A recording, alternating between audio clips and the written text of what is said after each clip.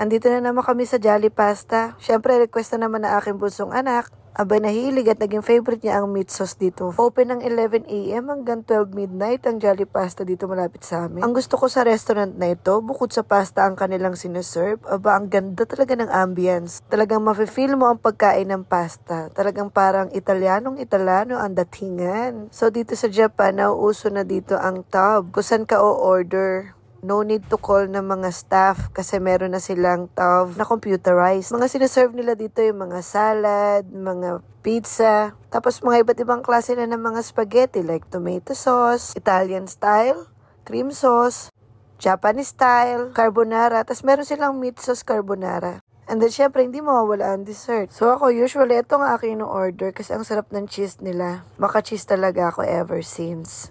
Sarap! O, ito na ang favorite ng aking bunsong anak, ang kanyang meat sauce spaghetti. And ito ang aking in-order, chicken, spinach, cream pasta. Ito yung madalas na in-order ko rin dito kasi yummy na siya, creamy pa. And then, trinay ko na rin tong kanilang bago nilang potato. So, may barbecue and mayo. Hindi ako mahilig sa potato, pero okay siya. Masarap siya. O, sige, try nyo to, ha.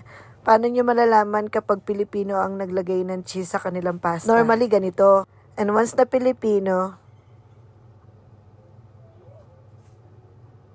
halos buong laman, pati na rin yata lagayan nilalagay. Aba, totoo yan. Proven. At dahil sa naparami yata ang akin cheese, kailangan natin magtubig. Siyempre, dito sa Japan, after kumain, kailangan mo na rin iligpit para madali lang makuha ng staff. By the way, meron din pala silang drink bar. So, ayan, alam nyo na kung saan kayo pupunta pag once na nadalaw kayo sa Japan, ha. Kung gusto nyo kumain ng masarap na pasta, mag-Jolly Pasta kayo. Ang galing ng kanilang restaurant dito, no, nasa baba ang kanilang parking lot.